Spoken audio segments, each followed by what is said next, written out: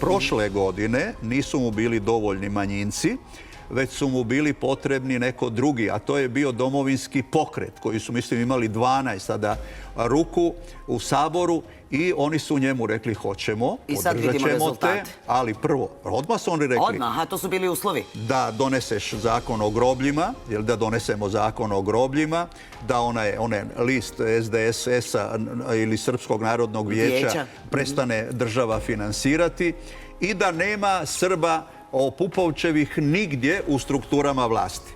To su bili uslovi. Znate, to je krenulo sve prošle godine. Hrvatska je imala jedan zakon o grobljima usklađen sa zakonodavstvom Evropske unije. Jedan tako dobar zakon.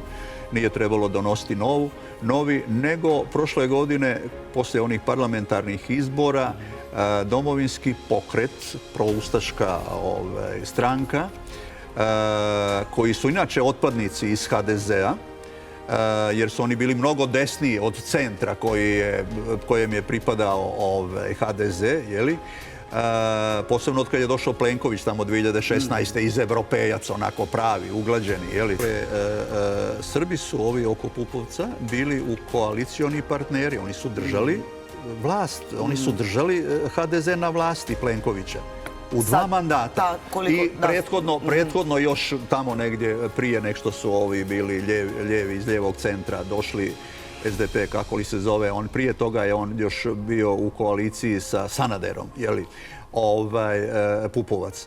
A onda je ponovo bio sad u 2 mandata i imali su te koalicione sporazume gdje je sve išlo, izgrađeno tih 40 kulturnih centara širom Hrvate, sad što napada Domovinski pokret, da to treba srušiti, da su to špijunski centri, jeli tako.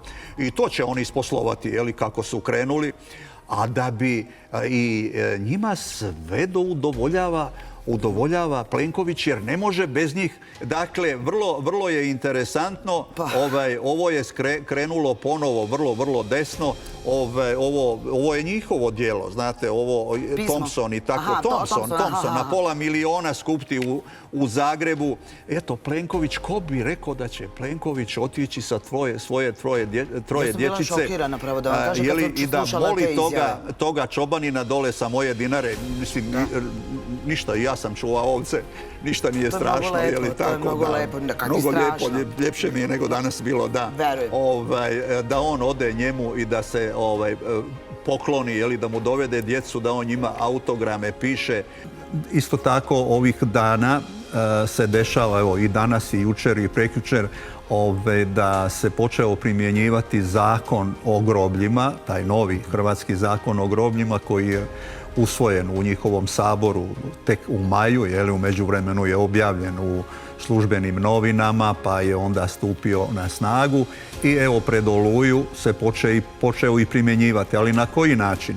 Oni inicijatori tog zakona, a to je onaj profašistička njihova partija, stranka, Domovinski pokret, koji su i ušli u koaliciju sa HDZ-om pod uslovom da se donese taj novi zakon po kojem treba ukloniti, srušiti, bilo šta uraditi, samo da ne postoje spomenici koji vređaju nacionalne, vjerske, etničke osjećaje hrvatskih građana drugim riječima skloniti sve srpske spomenike. I koji vređaju i vrijednosti Domovinskog rata i veličaju pripadnike agresorske vojske i domaćih Srba, izdajnika ili revolucionara, kako oni. Dakle, sve su obuhvatili. Kako su Srbi reagovali na taj zakon? Pa Srbi su, evo kako, razumijete, dole sada kod mene u Dalmaciji isto je ta ista ogranak tog Domovinskog pokreta za, ne znam, Šibensko-kninsku županiju. Podnijeli su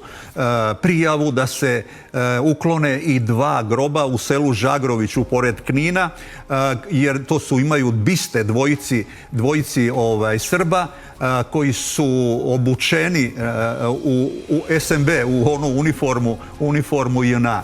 Dakle, i to se mora ukloniti jer je JNA po njima agresorska vojska, okupatorska vojska.